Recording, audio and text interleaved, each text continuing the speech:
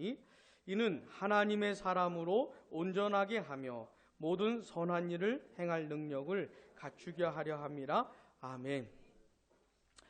자, 지난 시간에 우리는 바울이 디모데에게 쓴 그 편지의 한 단락을 통해서 교회의 영광과 교회의 사명에 대해서 생각을 해 보았습니다.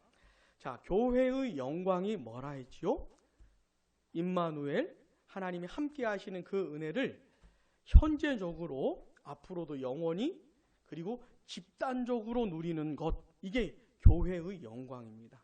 교회 외에는 그 하나님이 함께 하신 은혜를 집단적으로 영원히 누리는 존재가 없는 것이죠. 이게 교회입니다. 자, 또 교회의 사명은 또 뭐라 했죠? 교회는 진리의 기둥과 터라는 말씀으로 하나님의 진리가 견고하게 세워지고 찬란하게 빛날 수 있도록 하나님의 진리를 보존하고 사수하는 것, 이게 교회의 사명이라고 했지요. 사랑하는 여러분, 우리 양무리교회는 왜 존재해야 합니까? 이유 중에 하나가 뭐예요? 하나님의 진리를 보존하고 사수하기 위해서.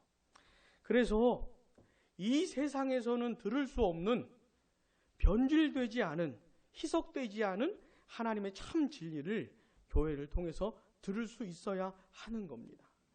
교회마저 진리를 잃어버린다면은 그 어디에서도 들을 수가 없는 것이죠. 그래서 하나님은 교회를 세우셔서 진리를 지키게 하시고 전하게 하시는 겁니다. 부디 우리 양무리 교회가 하나님의 진리를 보존하고 사수하는 사명을 잘 감당하게 되기를 원합니다. 자, 그런데 이 하나님의 진리라는 것이 결국 우리들에게는 성경이라고 하는 책으로 주어진 겁니다. 다시, 하나님의 진리가 우리에게는 어떻게 주어졌다고요? 이 성경이라고 하는 책으로 주어진 겁니다. 자,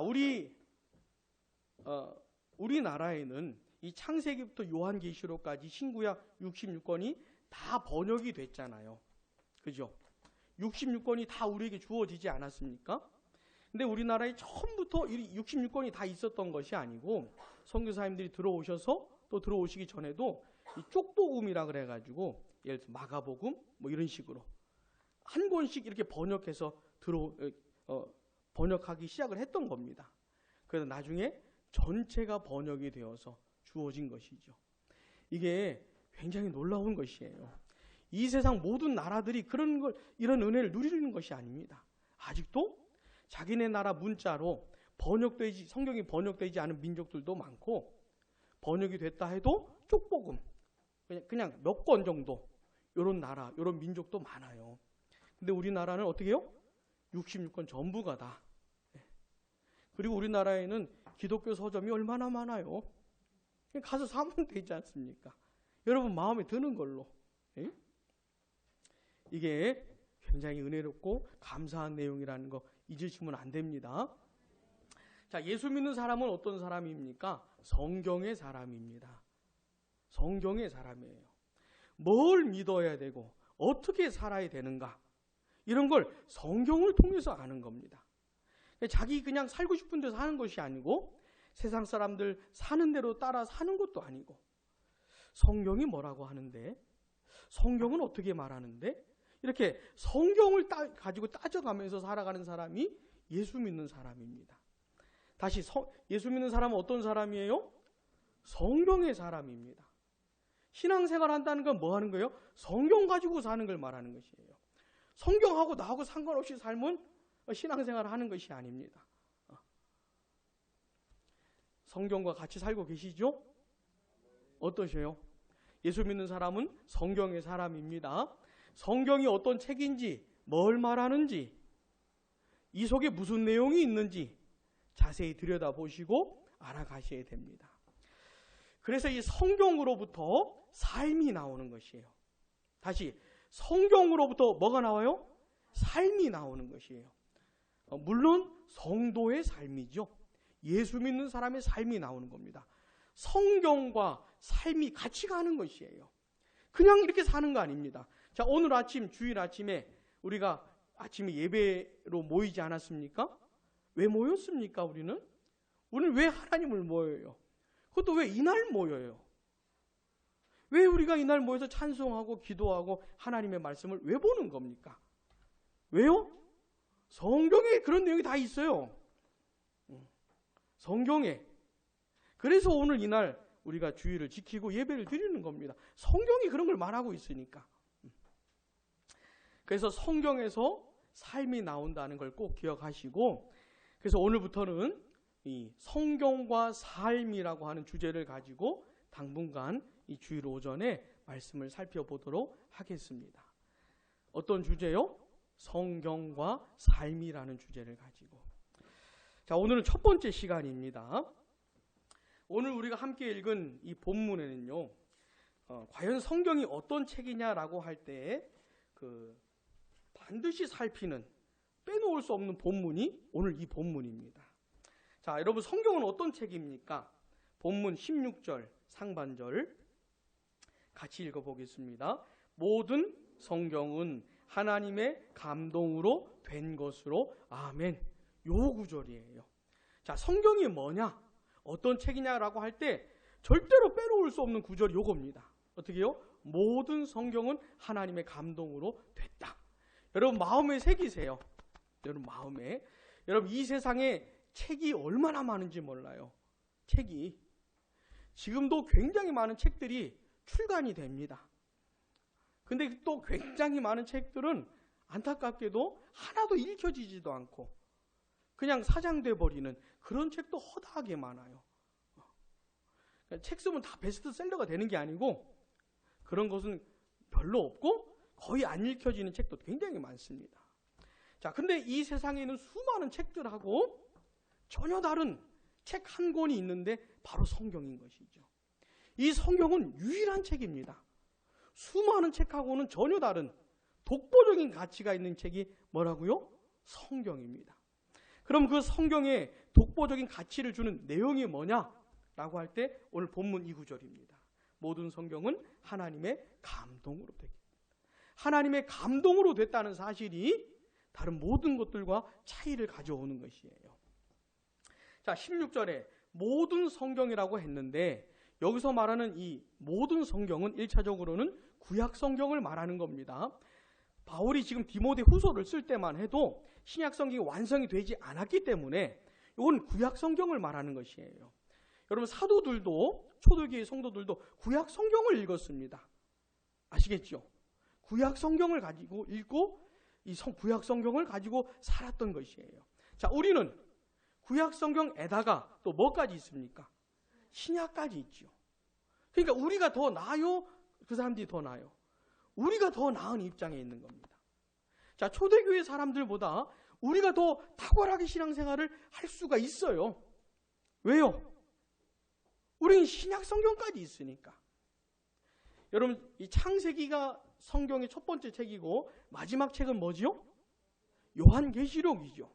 근데 하나님께서 진리를 계시해 주시는데 이 하나님 주신 계시의 특징이 뭐냐면 점진적이라는 것이에요. 그러니까 점점 밝아져요. 그러니까 창세기보다는 요한계시록에 가면 하나님의 진리가 확 드러나는 것이죠. 그러니까 처음부터 진리가 확 드러나는 것이 아니고 조금 더 예수님에 대해서 알 수 있고 조금 더 하나님에 대해서 알 수 있는 이런 성경의 특징이 있습니다. 근데 우리는 요한계시록까지 갖고 있으니까 우리가 얼마나 더 탁월하게 살 수 있는가 하는 것이죠. 자, 본문 16절에 나오는 모든 성경은 1차적으로 구약 성경을 가리키는 겁니다. 근데 이 원리가 나중에 완성될 신약 성경까지 요한계시록까지 다 해당되는 것이에요. 그래서 우리는 신구약 66권 전부 다 하나님의 감동으로 된 것으로 받는 겁니다. 여러분도 그렇게 받으셔야 돼요. 자, 그럼 하나님의 감동으로 됐다는 게 무슨 말일까요? 이건 이런 뜻입니다. 하나님이 숨을 불어 넣으셨다 이런 뜻이에요. 이런 식으로 하나님이 숨을 불어 넣으셨다라는 뜻입니다. 자, 예를 들어서 이렇게 비 오는 날 아니면 좀 추운 날 우리가 창문에 불면 뭐가 서립니까? 후하면 뭐가 자국이 남지요? 그죠? 양치를 안 해도 하여튼 후하면 뭐가 남지요? 그런 것처럼 하나님께서 후하셨다는 게 무슨 말이냐면 하나님 작품이라는 겁니다. 성경이. 하나님의 감동으로 됐다는 건 하나님 작품이라는 것이에요. 자, 예를 들어서 우리가 읽은 이 디모데후서는 누가 쓴 편지입니까? 바울이 쓴 것이죠. 바울이라고 하는 사람 저자가 분명히 있는 겁니다. 지난 시간에 읽었던 디모데전서는 누가 쓴 거예요? 그것도 바울이 쓴 겁니다. 자, 마태복음은 누가 썼어요? 마태가 썼지요. 그럼 누가복음은 누가가 쓴 것이고. 그러니까 신구약 66권은 사람 저자가 분명히 있어요. 사람이 쓴 겁니다. 이 세상 모든 책들처럼. 그런데 이 성경은 사람 저자만 있는 것이 아니고 하나님이 저자시라는 거예요. 그러니까 더 근본적인 저자신 거죠. 그러니까 성경은 어떤 책입니까? 이중 저자가 있는 것이에요. 그죠? 자, 이중 저자 누구와 누구입니까? 사람과 하나님. 이중 저자가 있는 것이에요. 근데 이 세상은 사람 저자만 있는 것이죠. 다 사람이 쓴 것이에요.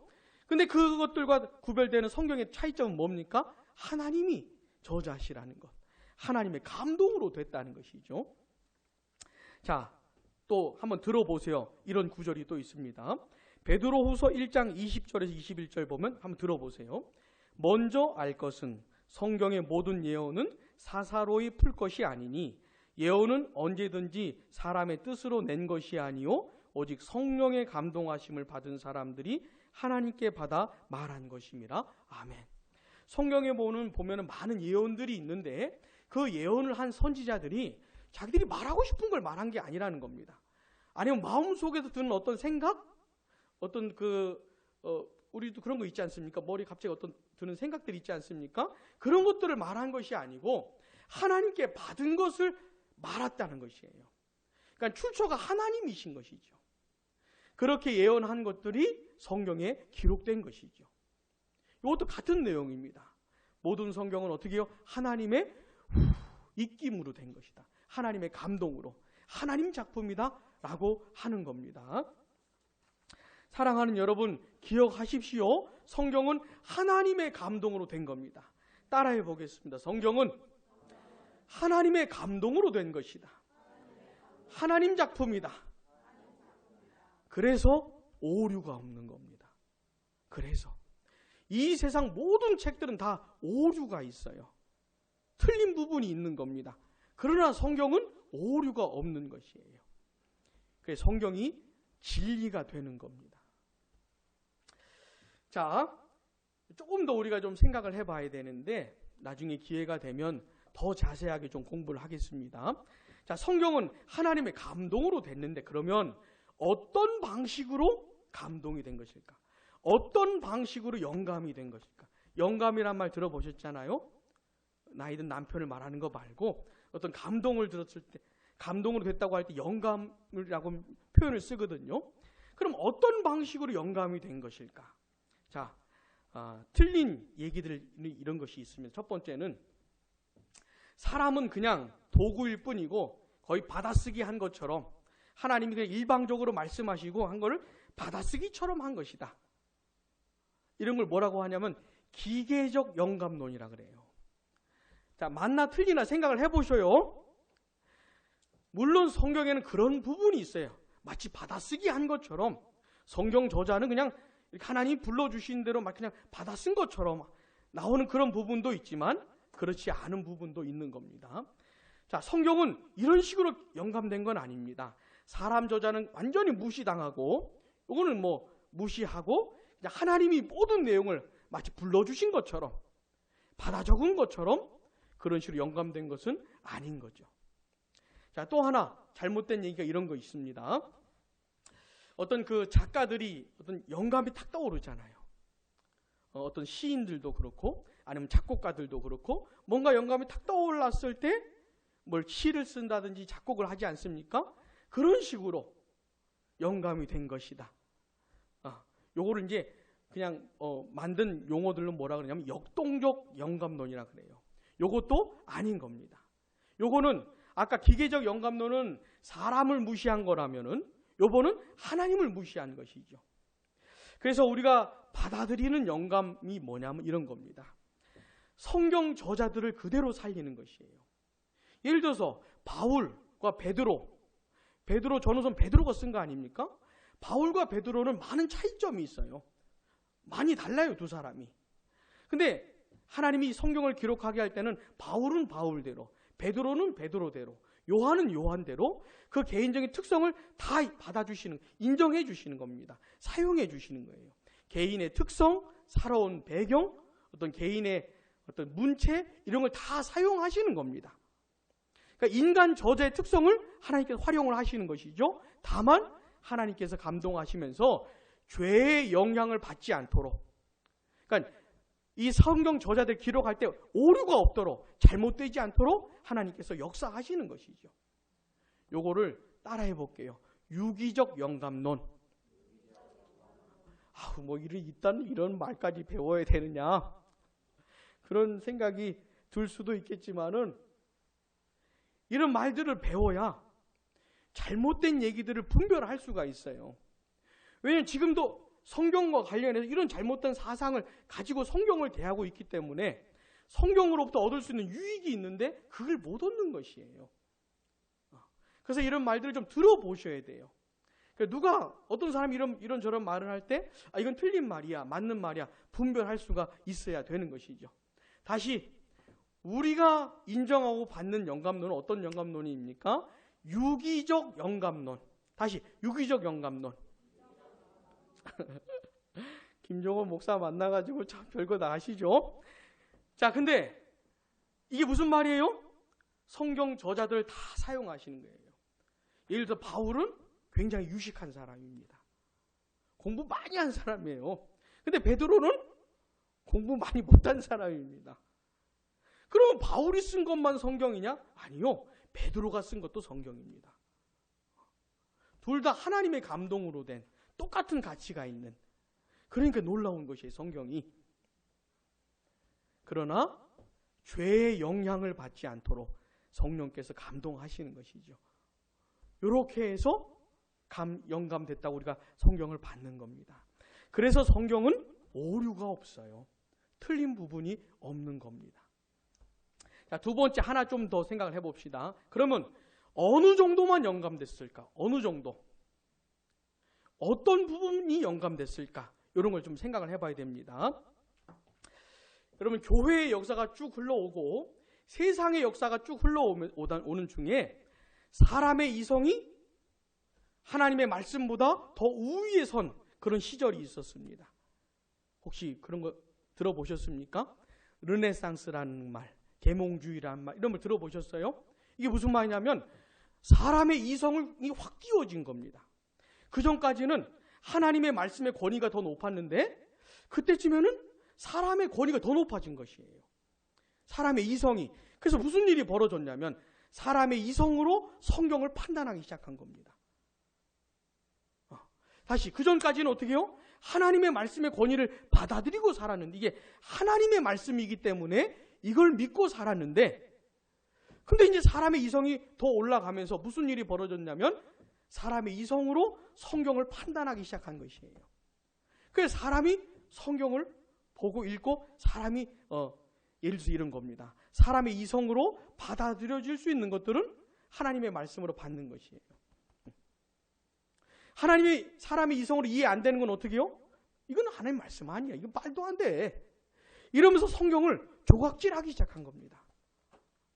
신구약 66권을 다 하나님의 말씀으로 받는 게 아니고 성경을 부분 나누는 것이에요. 요건 이해돼. 요건 이해 안 돼. 예를 들어서 동정녀 탄생. 예수님이 처녀에게서 태어났다는 거 아닙니까? 성령으로 임신이 되셔가지고 이런 거 이해가 안 되죠. 부활? 이것도 이해가 안 되죠. 어떻게 죽었는데 다시 살아나? 그러면서 그런 걸 다 조각질하는 겁니다. 예수님의 탄생 믿을 수 없어. 예수님의 부활 믿을 수 없어. 그러면서 그걸 성경이 아니라고 쳐버리는 것이에요. 자, 이런 식으로 해보니까 성경에 남는 내용은 뭐냐면 윤리와 도덕밖에 남는 게 없어요. 이해할 수 있는 거. 예를 들어서 게으른 자요? 이건 얼마든지 이해가 되지요. 개미들이 얼마나 부지런하게 삽니까? 뭐 그런 식으로 그런 정도의 내용만 남는 것이죠. 자, 성경은 어느 정도까지만 영감이 된 것일까? 이런 사람들이 있어요. 부분 영감론이라는 사람들, 그걸 주장하는 사람들. 성경 전부가 아니고 조금만 어느 부분만 영감이 됐다. 그래서 어느 부분만 하나님의 말씀이다. 근데 재밌는 건 뭔지 아십니까? 이 사람들끼리도 의견이 맞지가 않아요. 재밌지 않습니까? 이 사람들은 성경 전체가 아니고 조금만 영감된 거야. 이건 하나님의 말씀은 요것만 하나님의 말씀이야 라고 주장을 하는데 서로 달라요. 서로 달라요. 그러니까 좀 재밌지 않습니까? 그런 얘기가 있고, 또 하나는 뭐냐면 이 성경이 문자로 기록이 됐잖아요. 예를 들어서 모든 성경은 하나님의 감동으로 된 것으로 우리가 읽을 수 있는, 왜 읽을 수 있냐면은 한글로 기록되어 있으니까 읽을 수 있잖아요. 그러니까 성경에는 구약 성경은 주로 히브리어로 기록이 되어 있고 신약 성경은 헬라어로 기록이 되어 있잖아요. 어떤 사람들이 이렇게 주장하는 거예요. 그런 문자는 말고 어떤 성경의 정신, 성경의 사상, 그런 것만 영감이 된 거야. 이런 문자까지 영감된 건 아니야. 이렇게 주장하는 사람들이 있는 것이에요. 그것도 잘못된 것이죠. 자, 그러면 어느 부분까지 영감이 된 것인가? 따라해 볼게요. 완전, 축자, 영감. 전부가 다 영감됐다는 겁니다. 글자 하나까지. 히브리어, 헬라어, 아람어 한자 한자까지 다 영감이 됐다는 것이에요. 그래서 그 글자 하나하나에까지 오류가 없다고 하는 겁니다. 이게 뭐예요? 모든 성경은 하나님의 감동으로 됐다는 말을 우리가 해석하는 내용인 것이에요. 사랑하는 여러분, 이 사실을 기억을 하셔야 됩니다. 그래야 성경이 뭔지 알 수가 있어요. 사랑하는 여러분, 성경은 독보적인 책입니다. 이건 하나님 작품이에요. 하나님 작품. 자, 그러면 이 성경에는 어떤 내용이 있는 것일까? 성경이 창세기부터 요한계시록까지 굉장히 많은 내용들이 있는데 그 많은 내용들을 이렇게 압축을 하면 한마디로 무슨 얘기냐라고 할 때, 자, 본문 15절 중간쯤 보면 성경은 그렇게 나오죠. 우리 한번 같이 읽어보겠습니다. 성경은 능히 너로 하여금 그리스도 예수 안에 있는 믿음으로 말미암아 구원에 이르는 지혜가 있게 하느니라. 아멘. 성경의 이 많은 내용들을 한마디로 압축했을 때 그럼 무슨 내용이냐? 이 15절 얘기입니다. 어떤 얘기입니까? 구원에 관한 얘기예요. 다시, 성경에는 무슨 얘기가 들어있어요? 구원에 관한 이야기가 들어있어요. 구원이 뭐냐? 그리고 왜 구원을 받아야 되느냐? 어떻게 구원을 받아야 되느냐? 뭐 이런 내용이 들어있는 겁니다. 자, 어떻게 구원을 받습니까? 그리스도 예수 안에 있는 믿음으로 말미암아 구원받는 것이에요. 그래서 성경에는 예수님 얘기가 되게 많아요. 자, 질문. 예수님 얘기는 신약에만 있다. 맞습니까? 틀립니까? 이거는 틀리죠. 그럼 예수님 얘기는 언제, 창세기부터 나옵니까? 나오죠. 창세기 몇 장부터 나올까요? 3장부터 나오고 또요. 그렇죠. 더 많은 얘기는 우리 나중에 공부하고, 창세기 3장 15절에 여자의 후손이라고 분명히 언급이 되지요. 성경 전체는 예수님 얘기입니다. 예수님이 어떤 분이신지, 뭘 하신 분인지, 우리를 구원하기 위해서 어떻게 하셨는지, 또 그분을 믿는 믿음으로 구원받는다는 얘기가 이 성경입니다. 그래서 여러분, 구약을 읽든 신약을 읽든 간에 이 내용을 간파하셔야 돼요. 창세기를 읽으면서도 예수님 이야기를 꺼내셔야 돼요. 출애굽기를 읽으면서도 예수님 얘기를 꺼내셔야 돼요. 레위기를 읽으면서도 누구 얘기요? 예수님이. 민수기를 읽으면서도 누구 얘기요? 예수님 이야기를 꺼내셔야 돼요. 이게 성경을 바르게 이해하시는 분들인 겁니다. 자, 성경의 내용들이 바로 그런 것이고, 그러면 이 성경을 통해서 얻는 유익이 뭘까? 따라해 보겠습니다. 하나님의 사람이 되고 하나님의 사람으로 빚어지고 하나님의 사람으로 살 수 있다. 이게 성경을 통해서 얻는 유익입니다. 얻는 유익. 자, 앞으로 우리 주일 오전 시간에는 어떤 내용을 살펴본다고요? 어떤 주제? 한 몇십 분 전에 제가 말씀드렸는데 어떤 주제요? 성경과 삶. 근데 이 성경이 뭐냐라고 할 때 우리가 반드시 생각을 해보고 이해해야 되는 부분이 있는데 요거를 이해해 본 적이 없으니까, 생각해 본 적이 없으니까 무슨 영감이라든 이런 얘기 나오면 이게 힘들어요. 그래서 이 설교가 좀 따분하게 들릴 수도 있겠지만은 이걸 좀 소화하셔야 됩니다. 우리 갓난아는 아이들에게는 뭘 줍니까? 먹을 걸로. 젖을 주기도 하고 조금 더 자라면 이유식도 주기도 하고요. 나이 한 애들이 요만큼 크면 뭘 줍니까? 이런 아이들한테 요 나이에도 젖을 주거나 이유식 주거나 그러지 않지요. 딱딱한 음식을 주지 않습니까? 그죠? 그런 것처럼 우리가 딱딱한 음식을 좀 먹어야 돼요. 하나님의 진리와 관계된 이런 딱딱한 얘기들, 그러니까 생각을 해봐야 되는 얘기들 있잖아요. 그냥 교회 다니면서 생각 없이 교회를 다녀도 참 은혜롭고 마음에 위로가 되고 좋고 이렇게, 요거는 참 그 유아적인 신앙생활이고 머리를 좀 굴리셔야 됩니다. 생각을 해보셔야 돼요.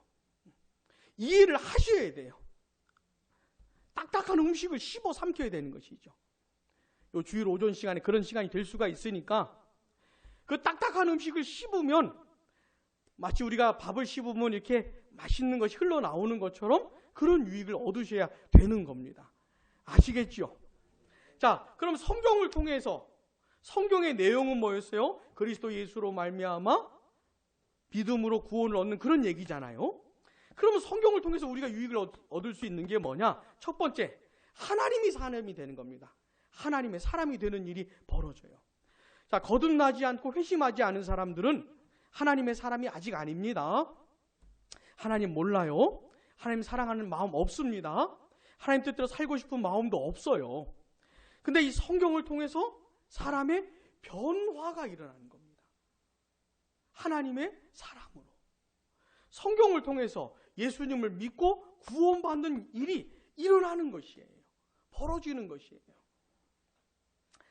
본문 15절에서 말하는 그리스도 예수 안에 있는 믿음으로 말미암아 구원이 이르게 되는 일들이 벌어지는 것이죠. 성경을 통해서. 여러분, 우리나라의 초창기 선교 이야기를 들어보면 어떤 선교사님은 선교하러 우리나라에 들어와가지고 한 일이라고는 성경 하나 전달한 요 정도 일만 하시는 선교사님도 계세요. 복음을 전하거나 교회를 세우고 이런 일은 엄두조차 못 냈고 그냥 성경 한 권, 성경 몇 권 전달하고 순교당하신 그런 선교사님들도 계세요. 자, 이 정도 가지고 무슨 선교 일이 벌어지겠습니까? 근데 그 성경 받아든 성경이 있잖아요. 이걸 어떤 사람이 집에 도배를 한 겁니다. 종이가 없으니까 성경 찢어가지고 이게 벽에 붙인 거예요. 근데 그 벽에 이 도배질된 성경을 읽다가 예수 믿고 구원받은 사람이 있는 겁니다. 무슨 선교사가 전해진 복음을 들은 게 아니고 벽에 이렇게 붙여진 성경 읽다가 그게 최초의 교회가 되었어요. 예배당이 되었어요. 그 집이 최초의 한국 예배당이 된 것이에요. 그러니까 그런 일들이 실제로 있었던 겁니다. 사랑하는 여러분, 성경을 통해서 첫 번째 어떤 일이 벌어집니까? 하나님의 사람으로 변화되는 일이 벌어져요. 그래서 어떤 불신자들이 아직 예수님 안 믿는 사람들에게 선물을 줄 때 성경을 좀 주세요. 그 읽어보라고. 본문 17절 앞에 보시면 이는 하나님의 사람으로 그렇게 나오잖아요. 하나님의 사람으로 변화되는 일이 성경을 통해서 있게 되는 겁니다. 사랑하는 여러분, 이 세상의 수많은 사건들 가운데 가장 놀랄 만한 사건이 뭔지 아십니까? 예수님을 안 믿던 사람이 예수 믿고 구원받게 되는 일이에요. 하나님과 전혀 상관없이 살던 사람이 하나님의 사람이 되는 일, 이 사건이 가장 놀라운 사건입니다. 가장 큰 기적인 것이에요. 어마어마한 사건인 것이에요. 근데 뭘 통해 그런 일이 벌어져요? 성경을 통해서. 두 번째, 하나님의 사람으로 된 것에서 끝나는 것이 아니고 하나님의 사람이 된 이 사람이 점점 더 변해가요. 어떻게 해요? 하나님의 더 온전한 사람으로, 하나님이 기뻐하시는 사람으로 점점 더 성장해가요. 자, 예수 믿고 구원받으면 끝나는 게 아니고 그건 시작입니다. 무슨 말인지 아시겠어요? 자, 예수 믿고 구원받은 건 끝이에요, 시작이에요? 시작인 겁니다. 아직도 갈 길이 멀어요.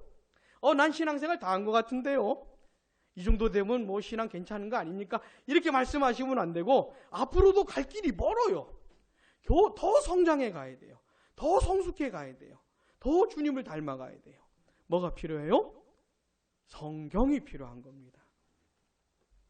그래서 본문 16절 보세요. 모든 성경은 하나님의 감동으로 된 것으로 그 다음 같이요. 교훈과 책망과 바르게 함과 의로 교육하기에 유익하니. 하나님의 사람이 된 이후에도 이런 일들이 필요한 겁니다. 교훈을 받아야 되고 책망을 받아야 되고 바르게 되어야 되고 의로 교육받아야 되는 이런 게 필요한 거예요. 근데 뭘 통해서요? 성경을 통해서. 성경을 통해서. 성경을 통해서 예수 안 믿던 사람이 예수 믿고 구원받는 일도 벌어지지만 성경을 통해서 이 사람이 점점 더 자라가고 성장해 가는 일도 필요한 것이에요. 그래서 17절 보시면 이는 하나님의 사람으로 그 다음 뭐예요? 온전하게 하며 아멘. 이 필요가 있는 겁니다. 점점 더 온전해져 가야 하는 것이에요. 자, 속으로 나 정도면 신앙 괜찮은 것 같다. 이쯤 되면 신앙생활 잘하는 것 같다. 혹시 그렇게 생각하는 분 계셔요? 대답 안 하셔도 됩니다. 속으로. 아니에요. 우리는 시작입니다. 시작. 근데 안타까운 건 뭐냐면 요 시작 단계에 머무는 사람이 되게 많아요. 되게 많아요. 배우려고 하질 않아요. 들으려고 하질 않아요. 성경을 읽지는 않아요. 성경을 열어보지를 않아요. 이게 뭐 잉글리시로 되어 있습니까? 독일어로 되어 있습니까? 히브리어로 되어 있습니까? 한글로 되어 있는데 이걸 펴보지를 않아요. 그러면서 어떻게 신앙생활을 할 수가 있는지. 이런 사람들이 굉장히 많습니다. 성경과 별로 안 친한, 성경에 적혀있는 이 글자들이 굉장히 낯선, 모든 성경은 하나님의 감동으로 된 것으로. 이거 굉장히 유명한 구절이거든요. 이건 안 봐도 눈에 막 선해야 되는데 주일 아침에 와서 딱 성경 펴면 굉장히 신선하고 말이죠. 굉장히 굉장히 낯설고. 사랑하는 여러분, 성경을 읽지 않으면, 성경을 묵상하지 않고 이거 갖고 씨름하지 않으면 신앙이 자라지 않습니다. 자라지 않아요. 그러니까 성경은 우리가 처음 구원받을 때도 필요하지만 자라가는데도 성경은 반드시 필요합니다. 성경을 읽으면서 내가 하나님 앞에서 지금 제대로 살고 있는지, 내 신앙이 온전한 것인지, 하나님의 뜻이 뭔지 이런 것들을 배우고 되살펴보고 막 그래야 하는 것이에요. 그래야 온전해 가는 겁니다. 마지막으로 성경을 통해서 하나님의 사람답게 살 수가 있어요. 본문 17절. 이는 하나님의 사람으로 온전하게 하며, 그 다음 같이요. 시작. 모든 선한 일을 행할 능력을 갖추게 하려 함이라. 아멘. 하나님의 사람들로 하여금 하나님의 사람답게 살 수 있는 능력을 갖추게 하는 게 뭡니까? 성경입니다. 성경. 예수 믿고 구원받은 걸 끝나는 게 아닙니다. 자, 하나님께서 우리를 왜 구원하셔요? 왜 구원하셨어요? 그렇죠. 선하게 살라고, 착하게 살라고. 근데 여기서 말하는 선하게 살고 착하게 사는 건 그냥 우리가 이해하는 그런 선한 것이 아니고 하나님의 뜻대로 살라고. 하나님 뜻대로 사는 게 착하게 사는 것이고, 하나님 뜻대로 사는 게 선하게 사는 것이에요. 옛날에는 하나님과 아무런 상관없이 살았다면 이제는 우리를 구원하셔서 하나님의 뜻대로 살라고 하시는 겁니다. 하나님의 뜻대로 살고 싶은 마음도 주시고 하나님 뜻대로 살 수 있는 능력도 주시고 여러 가지 필요한 것도 가르쳐 주시고 하는 것이에요. 그렇게 살게 하기 위해서. 우리가 하나님의 사람답게 살기 위해서 필요한 게 뭡니까? 성경인 거예요. 사랑하는 여러분, 성경은 하나님의 감동으로 된 겁니다. 하나님의 작품이에요. 이 세상의 수많은 책들과 차원이 다른, 우리 집에 불이 나가지고 우리 집에 있는 책 다 불타버려도 이 한 권만은 지켜야 하는 것이죠. 그런 가치가 있는 하나님의 작품인 것이죠. 사랑하는 여러분, 우리에게 이런 성경이 주어졌는데 그럼 우리는 성경과 관련해서 어떻게 살아야 하는 것일까? 성경에는 구원에 이르는 지혜가 들어있고 성경을 통해서 수많은 유익을 우리에게 주는데 그럼 나는 이 성경을 어떻게 대하고 살아가야 하는 것일까 하는 겁니다. 따라해 보겠습니다. 배우고 확신한 일에 거하라. 이런 거예요. 오늘 아침에는 풀이 많이 죽은 것 같아요. 괜찮아요. 괜찮습니다. 이런 내용들을 듣고 생각해보고 하는 게 되게 중요한 것이에요. 자, 지금 오늘 읽은 이 본문은요, 디모데 후서의 한 단락인데, 디모데 후서는 누가 누구에게 쓴 편지입니까? 바울이 디모데에게 쓴 편지예요. 바울이 쓴 마지막 편지가 뭐예요? 디모데 후서입니다. 바울이 지금 자기가 죽을 날이 다가오고 있어요. 감지하고 있어요. 느끼고 있어요. 아, 세상을 떠날 날이 얼마 안 남았구나. 이런 걸 느끼고 있습니다. 지금 바울이. 그래서 그 인생의 그 마지막 순간에 디모데에게 쓴 편지가 디모데 후서예요. 그러면서 이 디모데 편지를 쓰면서 하는 얘기가 뭡니까?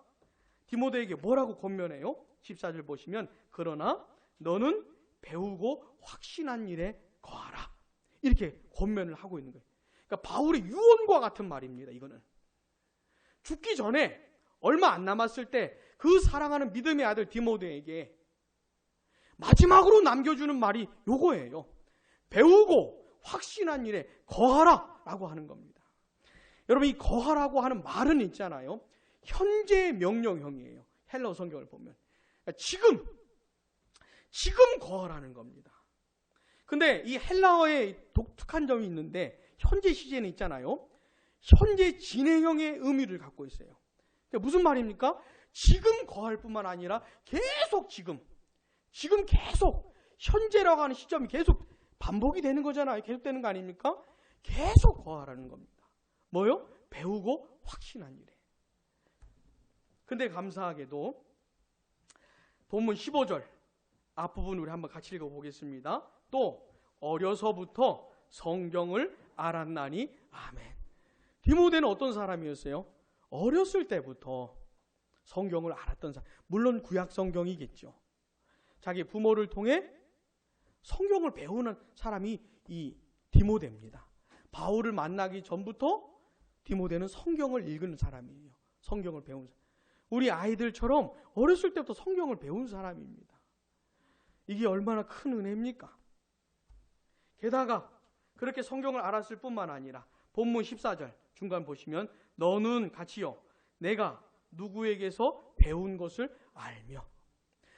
디모데는 바울과 상관없이도 성경을 읽은 사람이고 배운 사람이에요. 근데 나중에 바울을 만나서 성경을 배운 사람입니다. 자기가 읽고 묵상했었던 그 성경의 내용이 진짜 뭔지 바울을 통해서 배운 것이에요. 지금 바울이 디모데에게 이 얘기 해주는 겁니다. 너는 어렸을 때부터 성경을 알았고 또 나를 만나 나에게서 성경을 배운 것이다. 이런 얘기를 지금 하고 있는 겁니다. 사랑하는 여러분, 성경의 내용을 아는 사람을 만나는 거 있잖아요. 그 사람에게서 배우는 거, 이거 굉장히 중요한 겁니다. 하나님이 나에게 성경의 진리를 들려주시는 방식이 뭐가 있냐면 일단 성경을 읽게 하셔요. 내가 직접 읽게 하실 뿐만 아니라 성경을 아는 사람들을 통해서 배우게 하시는 겁니다. 이거 굉장히 중요한 방법이에요. 굉장히 중요한 방법. 바울이 이런 얘기를 하면서 뭐라고 하는 겁니까? 배우고 확신한 일에 거해라. 네가 배운 거, 네가 확신하고 있는 그 진리 안에 거하라 라고 바울이 명령하고 있는 것이죠. 자, 그렇다면 바울이 지금 디모데에게 이런 명령을 하고 있는데, 이런 명령을 받고 있는 디모데가 살고 있는 시절은 어떤 시절일까요? 디모데가 지금 어떤 세상을 살고 있잖아요. 우리가 지금 이 세상을 살고 있는 것처럼 디모데도 그때 그 시절을 살고 있는 사람이거든요. 그럼 어떤 시절이었을까요? 자, 본문 디모데후서 3장 1절 한번 같이 읽어보겠습니다. 너는 이것을 알라, 말세에 고통하는 때가 이르러. 아멘. 자, 디모데는 어떤 시절을 살고 있습니까? 말세를 살고 있는 것이에요. 지난주 오후에 교리 공부했을 때 기억나십니까? 말세, 마지막, 종말 다 똑같은 말이라고 했죠. 기억나십니까? 자, 디모데는 어떤 시절을 살고 있어요? 말세를 살고 있는 겁니다. 마지막 때를 살고 있는 것이에요. 마지막 때. 자, 성경이 말하는 말세는 어디서부터 어디까지라 했습니까? 언제부터 언제까지?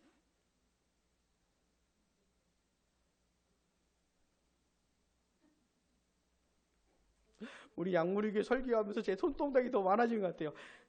그래서 예수님의 초림부터 예수님의 재림까지 요게 말세입니다. 요게 종말이에요. 자, 디모데도 종말을 살고 있는 것이죠. 우리도 종말을 살고 있는 것이고, 디모데도 마지막 때를 살았던 것이 우리도 마지막 때를 살고 있는 겁니다. 같은 시기를 우리가 보내고 있는 것이에요. 근데 이 마지막 때에 어떤 사람들이 있었는가? 본문 13절 같이요. 악한 사람들과 속이는 자들은 더욱 악하여져서 속이기도 하고 속기도 하나니. 디모데가 살았던 세상에 이런 사람들이 있었던 겁니다. 악한 사람들, 속이는 사람들, 특별히 하나님의 진리와 관련되어서는 하나님의 진리를 희석시키는 사람들. 하나님의 진리가 그대로 존재해야 되는데 여기다 딴 얘기를 막 끼워 넣고, 그래서 이 하나님의 진리가 변질되게 만드는, 그리고 이 거짓된 이야기를 섞어버리는 사람들, 속이는 사람들, 악한 사람들, 그런 사람들이 있었다는 것이에요. 여러분, 디모데가 에베소 교회를 섬기겠다고 하지 않았습니까? 그 에베소 교회 안에도 이런 속이는 사람들, 악한 사람들이 쳐들어오는 것이에요. 이단, 사이비들이 교회를 공격하고 잘못된 이야기들을 퍼뜨리고 하는 것입니다. 그런 시절을 디모데가 살고 있었던 것인데, 그 디모데에게 바울이 뭐라 그래요? 그러나 이 마지막 때에 이런 사람들이 있다. 악한 사람들, 속이는 사람들 더 악해져가지고 더 교활해져가지고 활동을 한다. 이런 시절이다. 근데 그러나 너는 어떻게 해요? 배우고 확실한 일에 거해라 라고 권면하는 겁니다. 죽기 얼마 전에. 사랑하는 여러분, 마지막 때를 살고 있는 우리가 들어야 하는 유언입니다. 바울의 유언. 바울은 디모데에게 한 이 말을 통해서 우리들에게도 유언을 남기는 것이에요. 사실 더 정확히 말하자면 바울의 유언을 통해 하나님의 뜻을 우리에게 가르쳐 주는 것이죠. 우리는 어느 시절을 살고 있습니까? 마지막 때를 살고 있어요. 마지막 때를, 종말을 살고 있는 겁니다. 근데 우리가 살아가는 이 마지막 때 어떤 사람들이 있어요? 악한 사람들, 속이는 사람들이 활동을 해요. 속이는 사람들이. 그냥 가만히 있으면, 진리를 모르면 속는 겁니다. 그러면 속으면 뭐 되는가? 속으면 무슨 일이 일어나는가? 멸망하는 것이에요. 하나님의 진리와 관련돼서 속으면 멸망하는 것입니다. 그래서 바울이 했던 이 유언과 같은 말씀을 들어야 돼요. 우리 이 종말을 어떻게 살아야 됩니까? 배우고 확신한 일에 거해야 되는 것이에요. 첫 번째 뭐 해야 돼요? 배워야 되는 것이에요. 다시 첫 번째 뭐예요? 배워야 하는 것이에요. 머리를 써야 되는 겁니다. 우리 애들한테만 죽으나 주장창 공부하라고 하시죠? 얼마나 힘들겠어요. 엄마는 뭐 나한테 할 수 있는 말이 공부해라 이것밖에 없나? 아니 좀 놀아라 좀. 놀고 좀 즐기고 좀 편하게 살아라. 왜 엄마는 나한테 이런 말 안 해주나? 왜 맨날 애들만 공부해야 되는 것이 아니고 우리도 공부해야 하는 것이죠. 사랑하는 여러분, 신앙생활은 뭐 하는 겁니까? 공부하는 것이에요. 머리를 써야 되는 것입니다. 아우, 저 인생 살기도 복잡해요. 저의 고민할 게 얼마나 많은데 교회까지 와가지고 공부하라고 하는 겁니까? 공부를 해야 돼요. 왜요? 악한 놈들이 존재하기 때문에, 속이는 놈들이, 잘못된 진리로 여러분들 속이고 멸망길로 끌고 가는 사람들이 있기 때문에. 제가 말씀드렸잖아요. 교회 수십 년 집사로 활동하면서 지금도 그 교회에서 중요한 역할을 하는 사람이 신천지에 빠져버린다니까요. 이만희가 무슨 재림 예수입니까? 이런 말도 안 되는, 여러분 그 요한계시록 14만 4천이 있죠? 신천지에서는 그 14만 4천이 뭐래요? 자기들이라는 거잖아요. 신천지에 들어가는 사람이 14만 4천이라고 말하면서 신천지로 들어와야만 구원받는다는 거 아닙니까? 근데 그 14만 4천은 뭐냐면 구약, 신구약 모든 성도들을 가리키는 상징적인 숫자입니다. 근데 그런 걸 모르면 신천지로 빠지는 거예요. 수십 년 교회를 다녔어도. 우리 양무리교회 성도들 중에 그렇게 될 수 있을까요? 없을까요? 있다니까요. 있다니까요. 그래서 뭐 해야 됩니까? 배우셔야 돼요. 진리가 뭔지. 그 가짜들이 다가올 때, 아, 이거 가짜구나. 쳐낼 줄 알아야죠. 시끄러워. 쓸데없는 얘기 하지 마. 이게 쳐낼 줄 알아야죠. 배우고 확신한 진리를 가운데 거하셔야 되는 겁니다. 자, 앞으로 우리는 어떤 주제로 살펴볼 겁니까? 성경과 삶, 이 주제를 살펴볼 거예요. 근데 성경에 대해서 되게 많이 공부를 해야 될 것 같아요. 성경에 대해서. 자, 성경은 어떤 책입니까? 감동으로, 하나님의 입김으로, 하나님 작품이라고 하는 것이죠. 성경에는 어떤 내용이 들어있습니까? 그리스도 예수로 말미암아 믿음으로 말미암는 구원, 그 이야기에 들어있죠. 성경을 통해서 어떤 유익을 얻을 수 있습니까? 첫 번째, 하나님의 사람이 되고, 두 번째, 변화되고, 세 번째, 사람답게 살 수 있는 그런 유익을 얻을 수가 있어요. 우리가 이 마지막 때를 살고 있는데 어떻게 살아야 됩니까? 배우고 확실한 일에 거해야 돼요. 사랑하는 여러분, 굉장히 분명해지셔야 됩니다. 굉장히 분명한 사람들이 되셔야 돼요. 굉장히 색깔이 분명하셔야 돼요. 진리, 성경의 사람들은 굉장히 분명한 사람이에요. 애매하지 않습니다. 당신 뭘 믿는데 애매하지 않아요. 당신 어떻게 사는데 애매하지 않아요. 이게 예수 믿는 사람인지 아니 예수 안 믿는 사람인지, 검은색이면 검은색, 흰색이면 흰색이어야 되는데 애매한 색, 이런 거 아닙니다. 나 믿는 거 이거, 나 이렇게 살아. 내 삶의 근원은 성경에서 나오는 것이야. 난 성경이 하나님 말씀이라고 믿어. 성경을 배우고 있고 성경이 말한 대로 살고 있어. 그런 사람이어야 하는 것입니다. 사랑하는 여러분, 이 성경과 삶 시리즈를 통해서 많은 유익을 얻게 되시기를, 아주 색깔 분명한 사람들 되시기를, 배우고 확신한 일에 거하시는 여러분 되시길 바랍니다. 기도하겠습니다.